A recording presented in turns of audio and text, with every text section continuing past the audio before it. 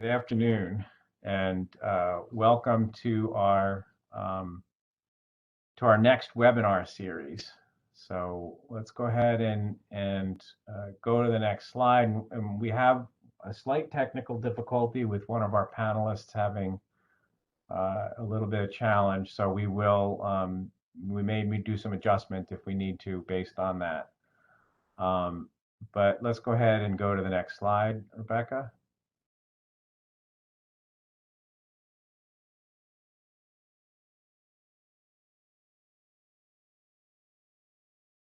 So we have it's called It's My Data, How an HIE Can Facilitate Patient Engagement. And we're going to talk a little bit about health information exchange, but we're going to be talking a lot about consumer-facing healthcare data and how consumers and patients and their caregivers want to receive that healthcare data. And so that's going to be the main focus for our presentation today. And let's go ahead and go to the next slide, please. This webinar is funded by a grant from CONI, our state's health information exchange, which has no influence on the content of this program. We will be sharing a little bit at the end about how the plans are for the HIE to start sharing data with patients. Let's go to the next slide. So my name is Tom Agresta. I'm the activity director and moderator for this continuing medical and continuing pharmacy education series, How Information Technology for Clinicians, How to Achieve Optimal Outcomes. And the Department of Family Medicine and the Center for Quantitative Medicine at UConn Health. You go to the next slide. We've been covering a number of different topics, and this is the, I believe, the 9th in our series of webinars. We've covered medication safety, some information about telehealth and image sharing, health information exchange, and today we're going to cover a little bit about patient-generated healthcare data, and we're going to talk a little bit about that as well. And if we go to the next slide, our learning objectives, we're going to be discussing the benefits of granting access to health data for patients and their designated surrogates and what elements are required to accomplish this. We're going to describe a little bit of the current status at the national level, what's happening at the national level, and one of our presenters will help with discussing that. And then we're going to talk a little bit about how a health information exchange can facilitate safe and effective implementation of patient-facing data sharing. And if we go to the next slide, there's a little bit of housekeeping. Our participants' lines are muted. At the end, we're going to address questions through a question and answer panel. And if you look in your WebEx panel, you should be able to find the Q&A section. You can type in questions there. If unable to find that, if you put stuff in the chat feature and send it to our panelists or to everyone, we will try and address the questions that come up in the chat feature. If we're not able to address it during that time frame, we'll follow up with you directly in the email that you registered with. The session is being recorded and will be available for download along with the slides from today on our website. And we'll send you information about how to acquire CME and also how to get the slides at that point after the event. If we go to the next slide there, we have 2 presenters today, and we're very hopeful that the one presenter will be able to get back online with us. She was having some difficulty, was online and doing well a few moments ago, but just got dropped. And we will be trying to get her back on. Pat Carroll, or Patricia Carroll, is a nurse and is you can go back one a little bit there, Rebecca. Patricia Carroll is a nurse. She is a medical consultant, an education medical consultant, and founder of CT zebras. She has a history of some complex medical conditions, which has caused her to really get into the patient advocacy side of things. And she's worked with the state's health information exchange in a category helping them with their best possible medication history as well. So she's providing collaborative care and work there. Carolyn Peterson is a senior editor at the Mayo Health Clinic information website. Carolyn and I know each other from actually attending Oregon Health Sciences University together, where we each received our master's in biomedical informatics. And Carolyn brings sort of the patient advocate as well as the national perspective, having done a lot of work at the national level to help with identifying the needs of patients in moving forward. And it looks like we've regained Pat. And so I am going to go ahead now and hand the next slides over to Pat. So if we go to the next slide. And Pat, you're on mute. Okay, I'm doing this from my phone. So this is not expected, but as a former ER nurse, you plan for the unexpected.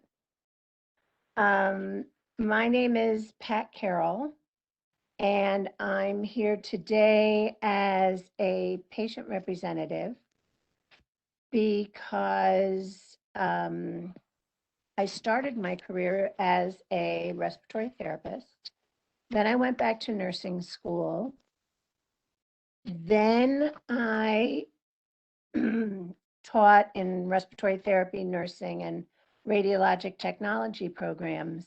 And now I am a patient. Next slide, please.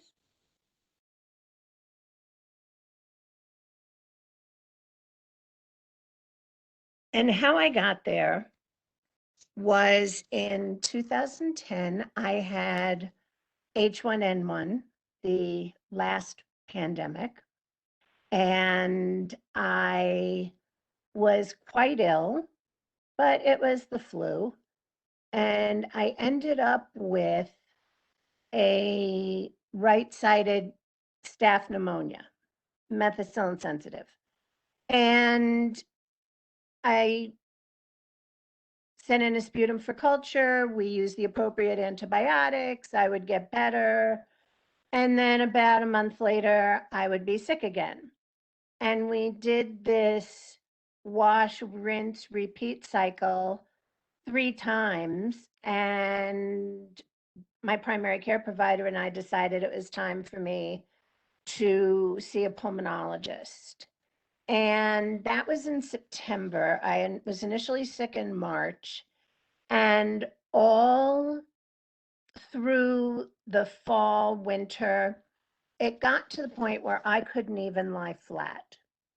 And I finally agreed to a CT scan, which showed right-sided bronchiectasis. And that scared us both. And my pulmonologist looked at me and said, I think we need to investigate your immune system. And I said, I've worked in hospitals my whole life. I've had people coughing on me forever. How could I have a problem with my immune system? And he said, well, look at where you've been for the last year. And he measured my antibodies, gave me a pneumovax vaccine. 2 months later, I went back, and of the 21 antigens in the vaccine, I responded to 3. And none of them were at a level that would confer any kind of immunity. So he said, you have a primary immune deficiency. You're going to need IVIG. And I was incredulous. I said, I've never been really sick. I've never been hospitalized for an infection. And he said, well, we caught it early. You're lucky. And in October of 2011, I got my first infusion of immunoglobulin replacement therapy. Next slide, please. So I lost almost 2 years to being sick, to getting my immunoglobulin dose adjusted. I had an awful transfusion reaction, my first infusion. So we had to experiment with slowing it down and pre-meds. And when I started the IVIG, I was on 4 antibiotics a day. My pulmonary function was awful. So after those 2 years, things really turned around for me. I could not believe the change in my health. So I thought, I'm not going to take the risk of caring for patients. What can I do? So I figured, between my nursing knowledge and my experience as an educator, that I could speak up on behalf of patients and become the patient voice. So I started Connecticut Zebras because medical students are told, if you hear hoofbeats, think horses, not zebras. Well, we are the zebras. So we want people to think about zebras and to consider immune deficiencies in people with repeated infections. Then I became involved with Rare CT, which is the Connecticut state advocacy group for the National Organization for Rare Diseases, which is based out of Danbury. And by the way, Rare Disease Day is February 25th, and we're having a presentation at the state capitol virtually. If you'd like more information, you can go to Rare CT, search it in Google. Then I was invited to a group called Patients Rising and went through their academy. And now I am a delegate for them. And they and the Every Life Foundation for Rare Disease focus more on the federal level. And one of the things that I am proudest of is, in the last legislative session, we were able to get a bill signed into law that requires any insurance policy written in Connecticut must include copay assistance as credit toward the deductible. And it's February. I have already met my $7,500 out-of-pocket maximum for the year because of my January meds. But my drug company picks that tab up, and not all insurance companies recognize that. So now Connecticut is one of 9 states that require insurance companies to credit that toward a high deductible. Next slide, please. So my experience that I bring to my patient's voice is that at least once a year, I see 7 different specialists, from immunology to ophthalmology to rheumatology, my primary care physician.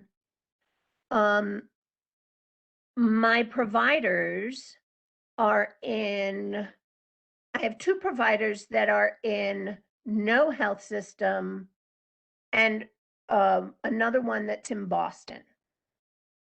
So coordinating records is a nightmare. I'm in 3 different Connecticut health systems at Middlesex, UConn, and Yale. And I'm required to use 4 different pharmacies, one for acute meds, one for mail order meds, one for my monthly infusions. And if I should require IV antibiotics, I have to go to a 4th pharmacy. Next slide. So this coordination is a nightmare. And while electronic medical records are a wonderful thing, errors can be introduced. And one of the errors is that I was allergic to penicillin when I was a child. I was tested in college as part of a research study and was allergic to both penicillin and cephalosporins. So when my immune deficiency was diagnosed, my immunologist said, we need to find out if you are still allergic because these antibiotics could be life-saving. So I was tested and I am no longer allergic to penicillin and cephalosporins. But like a boomerang, it keeps coming up in records. So that is a problem when you are compiling records or sharing records among health systems and providers. The other one, I was prescribed oxycodone for pain after a spinal fusion, but a non-licensed person who was going through my med list was sloppy and put it in the computer as OxyContin. So when I tried to get a refill of my oxycodone, it could not be filled. And it took almost a week to figure out it was because somewhere it said I was on OxyContin, so I wasn't permitted to have oxycodone dispensed. Next slide, please. So one way we can fix these errors is if we were able to see the compiled list in the HIE. And we could identify errors. And I know that the HIE would be read-only, but I could track it back to where it came from, and I could make sure it got corrected. Next slide, please. Another issue for those of us with multiple providers, I saw my spine surgeon in December. He took films, we discussed them at the visit, and I asked for a CD of the films. I was told I had to pay for it and threw a hissy fit, and they gave me the CD at no charge. But then I had to come home, pull up the images, and take a screenshot in order to share them with doctors outside of UConn. So I took the screenshot, I went to my chart to send it in a message. No, you can't send images. You can only send PDFs. So then I had to open a Word document and paste the images in a Word document and then make a PDF out of the Word document and then upload it. And it is completely exhausting. And granted, I know what I'm doing, and people with diseases that require life-sustaining medication are really on top of things. And you may be laughing, thinking, I don't know a patient that could do that. But what about others who are around the patient who could do this for them? So if I could have the next slide, please.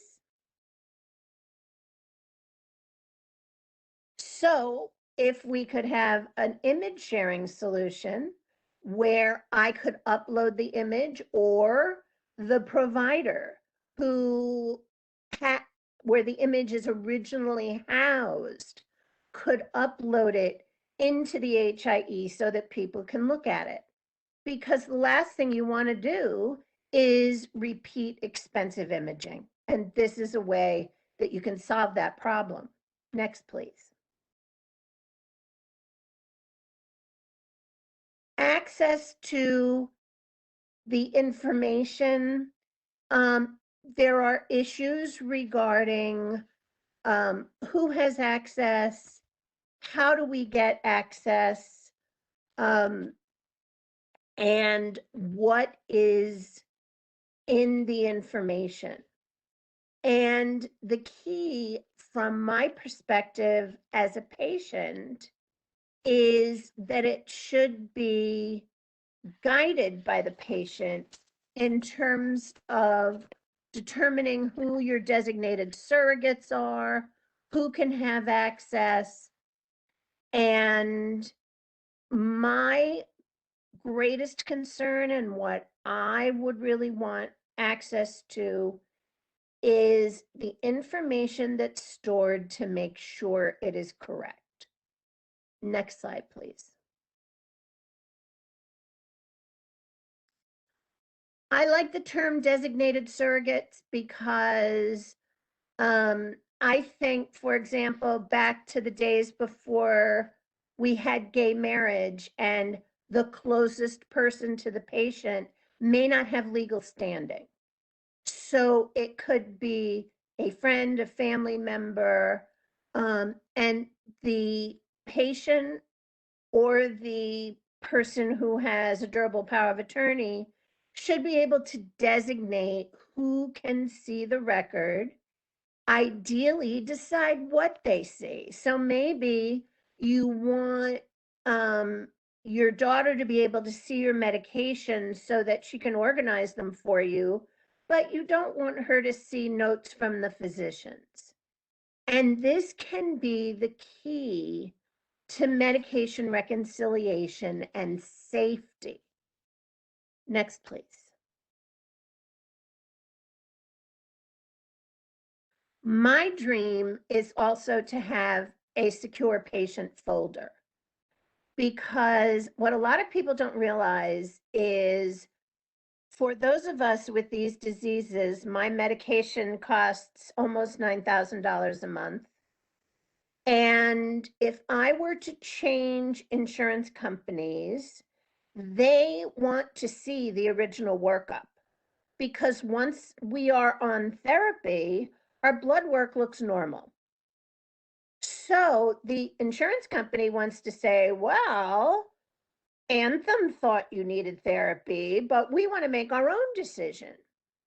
Well, where are those original records? For me, that's 2011. I had them on paper. I made a PDF.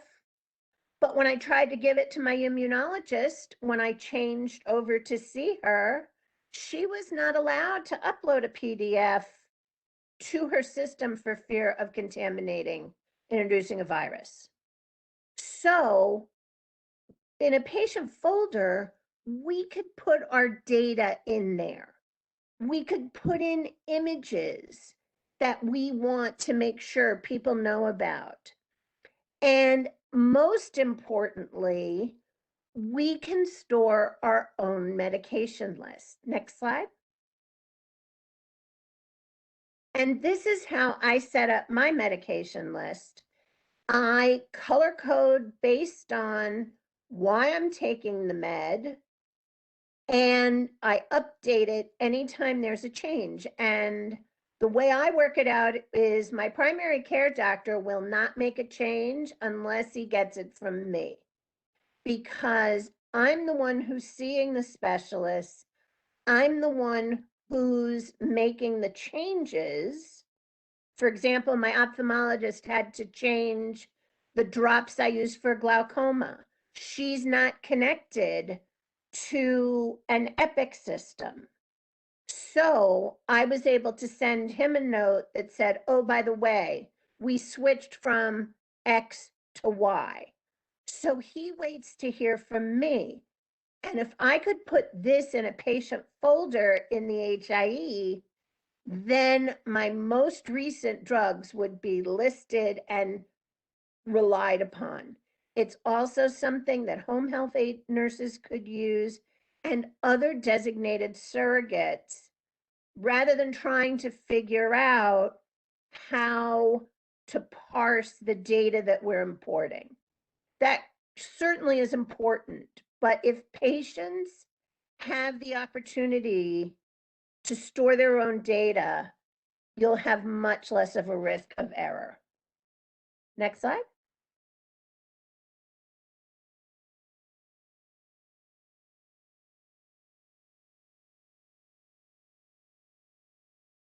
Thank you, Pat. So you give us a very compelling,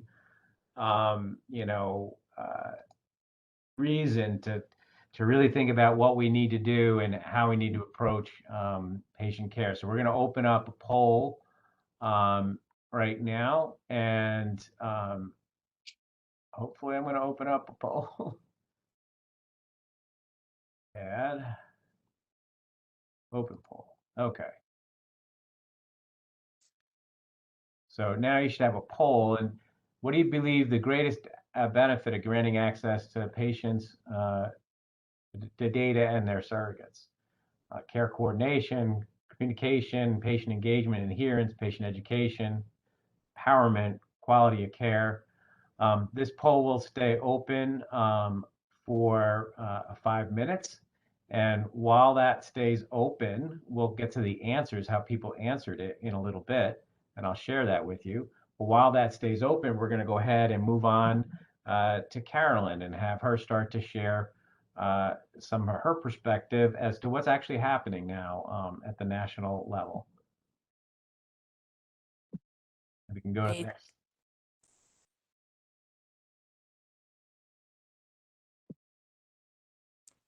Thanks, Tom. Are you able to hear me okay? Yes. Great. Excellent. My name is Carolyn Peterson, and as Tom mentioned at the beginning of the presentation, in my day job, I am a senior editor at mayoclinic.org, which is a consumer health information website. However, I have kind of a second life as well, working more broadly in informatics, particularly in consumer health applications and in health policy and ethics, looking to bring patient perspective and some of the kind of the issues that are very relevant to patients and affect how they engage with the healthcare system to informatics. I've been co-chair of ONC's Health IT Advisory Committee and also have sat on advisory panels at the Patient-Centered Outcomes Research Institute, helping to work to find better ways that our research can serve patients and their providers through health IT. Today, I'm going to focus on 3 particular areas in the presentation. First, what PGHD are and how they're collected. I'll review the laws that address patients' right of access to their data, and then I'll present a few use cases for PGHD. Could I have the next slide, please? So PGHD in 2012 was defined as health-related data. That would be things like symptoms information, biometrics, lifestyle information, health histories, and other things that are created, recorded, gathered, or inferred by or from patients or their designees that address a health concern. There's quite a lot of data that we can capture about people in the health record, but when we talk about PGHD, we are really talking about things that are specifically there to address a particular concern or track how treatment is going. We're not talking about just any kind of information. PGHD are distinct from data that are generated in clinical settings and through encounters with people like yourselves, in that with PGHD, patients are primarily responsible for capturing and submitting these data, and patients are directing the sharing of this information to their providers and to other people in the system. For example, other patients, insurers, social service organizations, perhaps, that are helping to coordinate some of their care, and so forth. The next slide, please.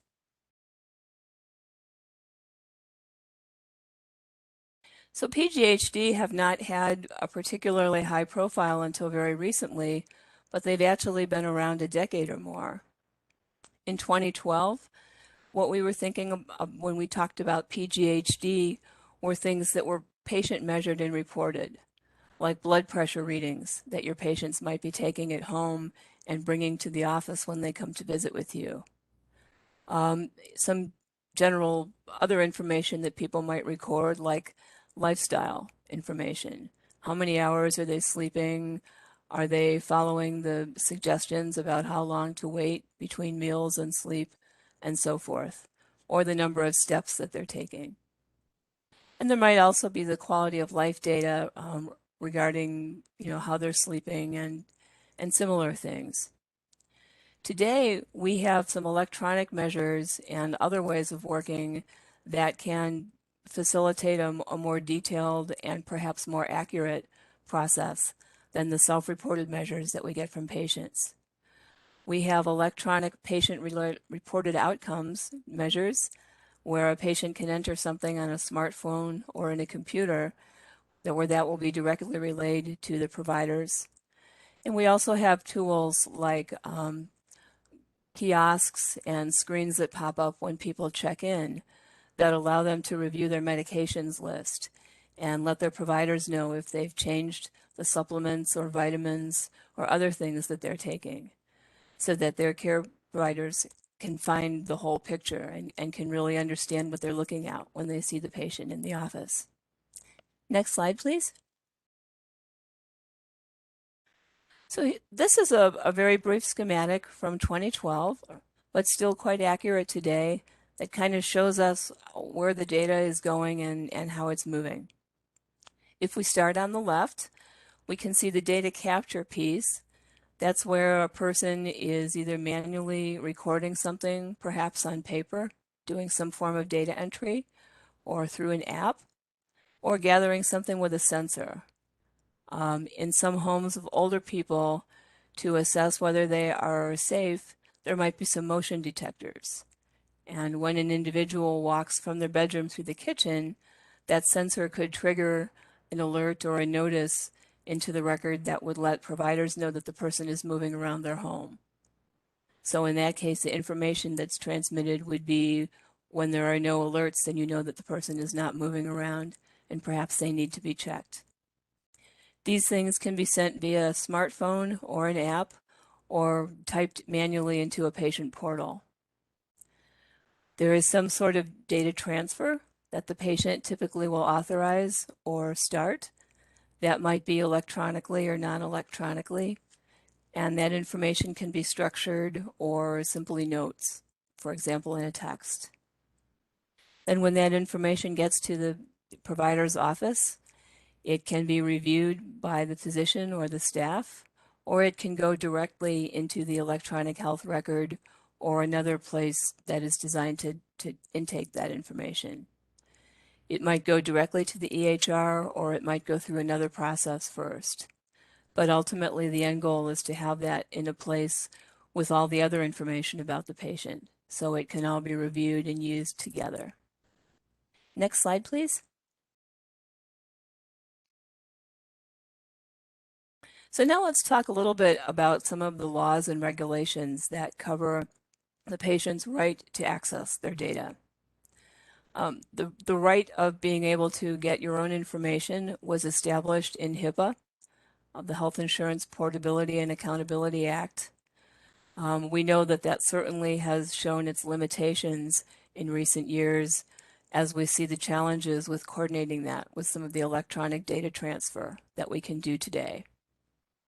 More recently, the 21st Century Cures Act gave patients the right to access their electronic medical record on demand at no additional cost via apps that are mediated through APIs.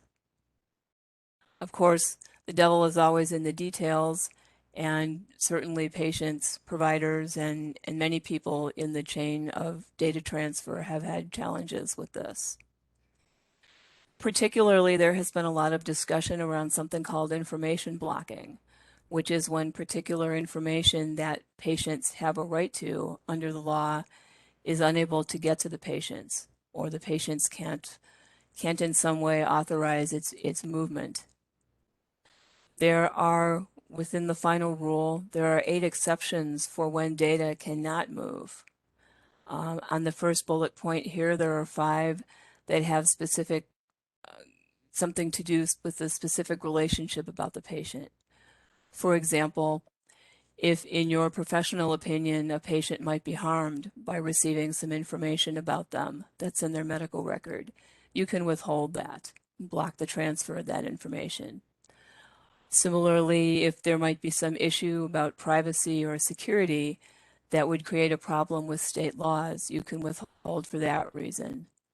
If it's not feasible to share information, for example, if you have gait analysis data about a patient on a VHS videotape, it would be pretty difficult to move that through an EHR because the formats are so different. So that would be something that could be a legitimate failure to provide that information.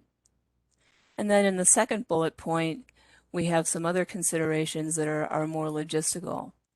For example, if there is a very significant fee associated with being able to share information, that can be a reason that providers might not need to do so. And then licensing and other issues around the physical transmission and the type of content. Last summer, the ONC National Coordinator announced that the healthcare system has reached a point where we really are not dealing with info blocking anymore. We have an ecosystem of information sharing that we continue to improve upon and grow. Certainly it's true that we are able to do more now than we were a few years ago, but sharing is in the eye of the beholder, and certainly from patients' perspective, we have a ways to go. Next slide, please.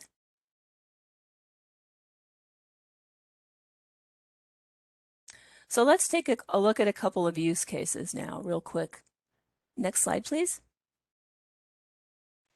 The first example I'll mention has to do with remote patient monitoring in children. In this case, we are doing some kind of monitoring of a child that's not in the office. We're looking at the child's health situation in their daily life. Perhaps they're at home or at school or participating in some extracurricular activities. And in this case, we're using PGHD and remote monitoring to support chronic disease management that we would do in a family-centric kind of situation that's integrated with the physician care that they're getting at the clinic. So some examples might be looking at blood glucose readings for type 1 diabetes. This would allow you to understand how the child's levels are fluctuating during the day, what happens after certain kinds of foods or meals, what happens in activity if they're trying to participate in sports, so that you can better fine-tune the medications and work with the parents to help them get foods that are more appropriate for their situation and would improve their blood glucose levels. Childhood asthma symptom and medication use can be really aided with monitoring and reporting in the sense of helping to see if the child is really following the program, taking the medications as they're intended to be taken, and also to identify times when they might have breakthrough incidents and need some kind of additional care to ensure that they don't wind up in the ER. And finally, we can use tracker-based activity monitoring for weight management. This is often a really sensitive subject for children and sometimes for their parents as well. But if we can introduce them to tools that are cool or interesting, like smartwatches or some of the fitness trackers, it can actually be a fun thing to do, something that feels destigmatized. and that can give their care team a better sense of how they're doing in terms of weight management and what changes might be appropriate in their plan to help them continue with that. Next slide, please. Another use case has to do with monitoring of patients who are being treated for cancer. A recent study by the National Comprehensive Cancer Network found that 96% of its institutions are using some form of PGHD to monitor their patients. About 90% of those institutions are using PGHD that's embedded in the EHR, and nearly the same number are using PGHD that are not integrated into the record. So that might be some things that people are monitoring and tracking on their own and simply sharing with providers when they go in for office visits. The centers that have started to implement these measures are really trying to automate their systems and processes so that they can spend the time with the patients providing care and doing less of the administrative types of tasks. And also to see how well they're doing in terms of using the best evidence to manage patients. Of course, there's some variation in the types of content that people are gathering, and some differences in how integrated they are, how far along they've gone, and also how they're doing in terms of being able to manage those systems and really use them for the benefit of patients and themselves.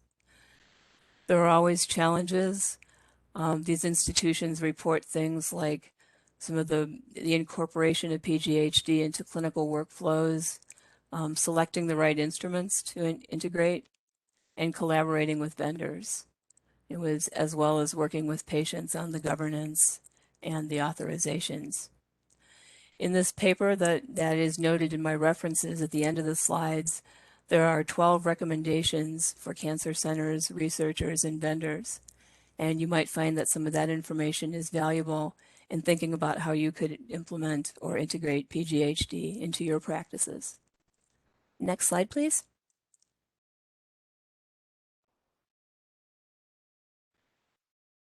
Electronic patient-reported outcomes are one particular type of PGHD that's all electronic that might be a good entry point for practices that haven't really gotten too far down the road with PGHD yet.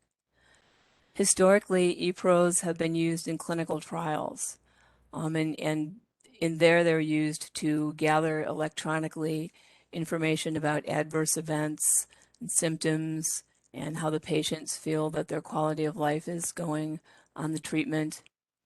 This has been done primarily in adults, I think partly because it's of liability concerns, but probably also because within adults it's much easier to understand and be sure that they know what you're trying to have them report to you and keep the reporting a little bit more standardized. The Proteus Trials Consortium is a partnership of clinicians, researchers, regulators, and patients that is working to bring the use of ePROs not only into more trials, but also into treatment practice through decision making.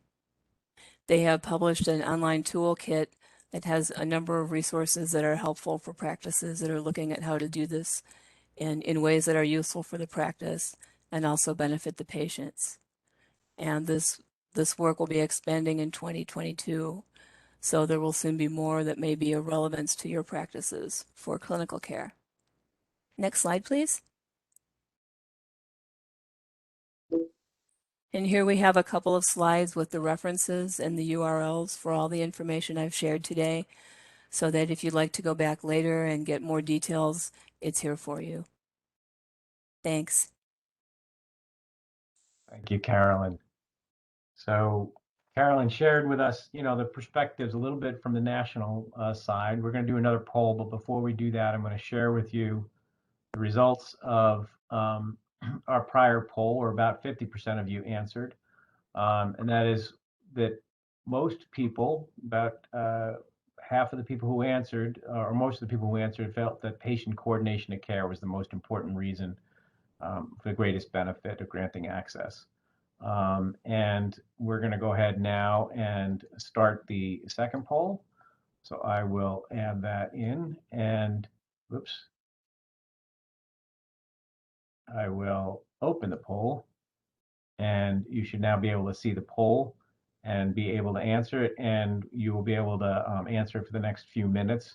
And it's which for the following patient-related barriers should be the highest priority for the HIE to address. So we know that there's going to be challenges.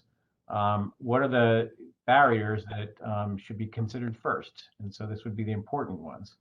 So as you kind of answer some of these questions here, I'm going to go ahead and start to share with you a little bit about where we're actually at with Connecticut's HIE in terms of at granting access to patients. So if you go to the next slide for me.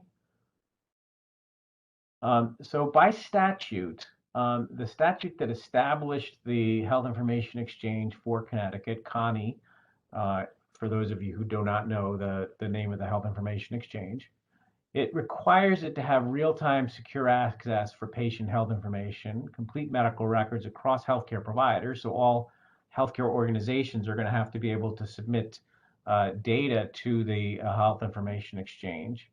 And it will permit them to also gain access to that data if you're in another location. It will provide patients with, it requires them to provide patients with secure electronic access to their health information exchange as well. And to do that at no cost and to make it voluntary to patients, and also to promote the highest level of interoperability. So how will that get carried out? So right now, the Health Information Exchange does not have patient access because it is, a little bit more challenging to do than to set up electronic access for the providers. And we needed to get some data inside the Health Information Exchange in order to make it useful for patients. Let's go to the next slide. So there are plans underway, and the plans that CONI currently has is through a third-party vendor to make available the health information for patients sometime in the summer or fall of 2022. And they're working through the process of trying to understand how that will happen and what the best method for that to occur with. But it may well be that, healthcare data could be made available through things like, Apple's Health Kit and other types of activities like that. But they're going to be working through those details over the next several months. And if you go to the next slide, that currently they do have a policy, and that policy has been vetted through their board of directors. And they are currently saying that it's going to be a read-only service at the moment. As Pat noted, that she has a great desire to have patients be able to share their data through it, and Carolyn kind of outlined the value in patients being able to share data through that health information exchange. But the first steps will be kind of a read-only service.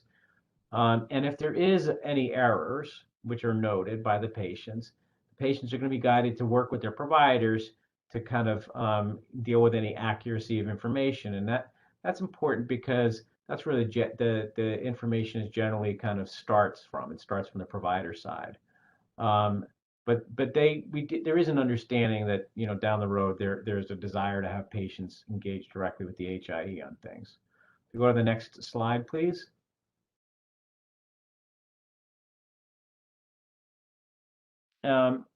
And the goal is to have multiple different methods. As I mentioned, the ability to access the patient, for the patient to access their data through, say, a mobile application is definitely one of the goals that they have, but also the possibility for the patients to directly sign into a web-based portal for access as well.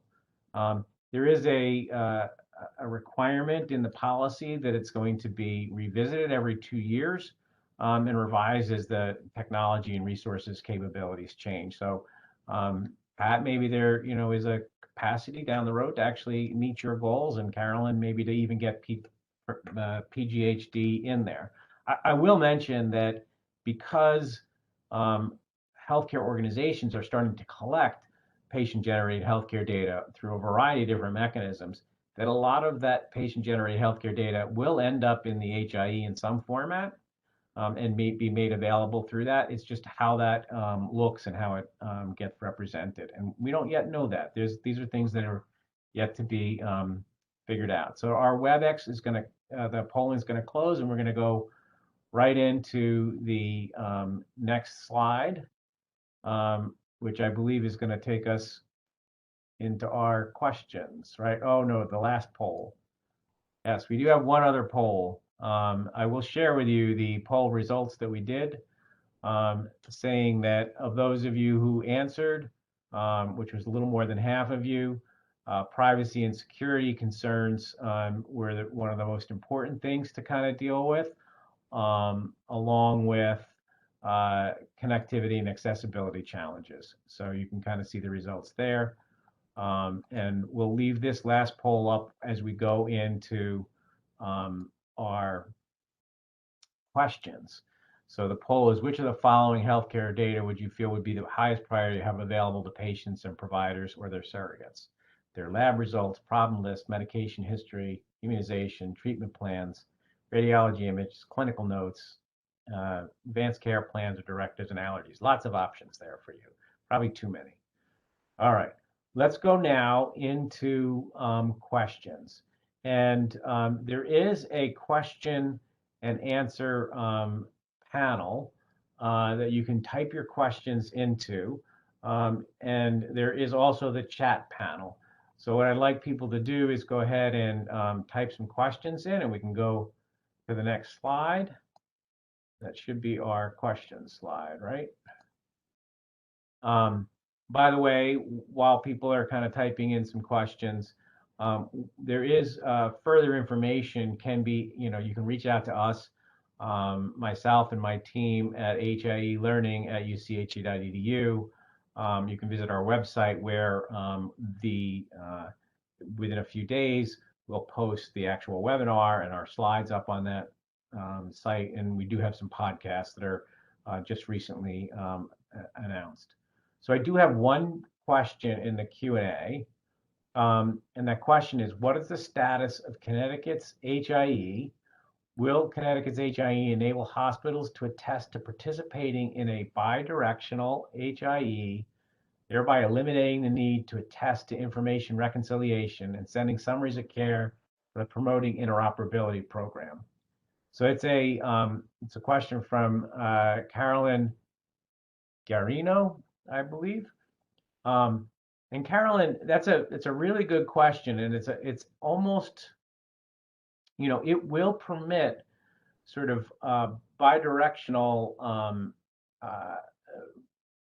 HIE or exchange of data, but it's going to do it in a way where you can send in information through what they call a format of a CCDA or a document, like if someone's been seen at a hospital, a discharge summary or an office visit note will be able to be transmitted into the HIE and will be retrievable and available to a clinician when they are then seeing the patient and they open up either their clinical record or their portal and look for that patient.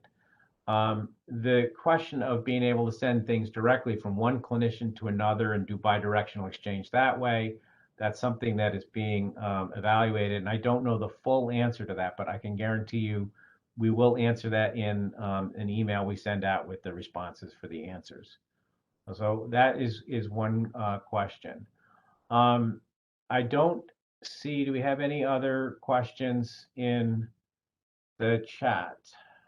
I don't see any other questions in the question Q&A.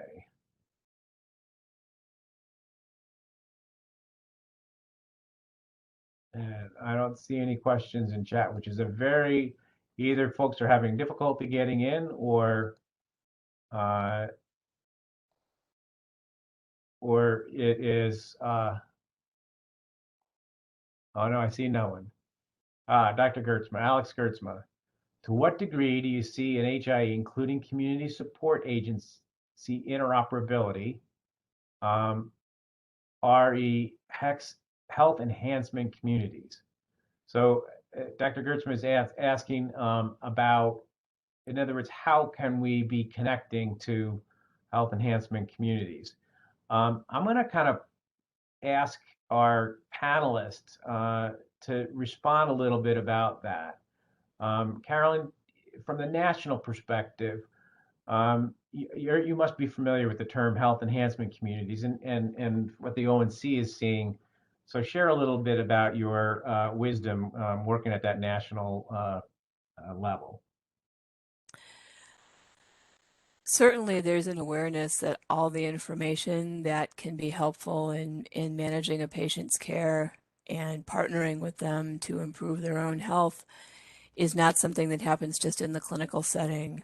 There are all sorts of things in the community that could be useful, like school health information, from school nurses, or perhaps reporting metrics from places where older adults get things like strength training or exercise classes in the community, or other sorts of initiatives that address some of their health needs, perhaps day programs.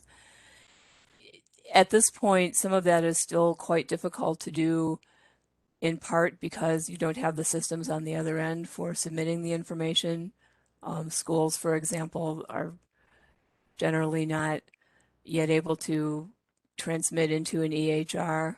Certainly places like senior centers would be even more disadvantaged in doing that. But some of these issues are being taken up in discussions at ONC task forces for things like the US CDI, looking at data elements and what are the things that we need to build out so that we can start to find ways to bring this kind of information into the health record and at least to facilitate some sharing with clinicians, even if it's not going directly into the EHR. I will say it is a fairly slow process.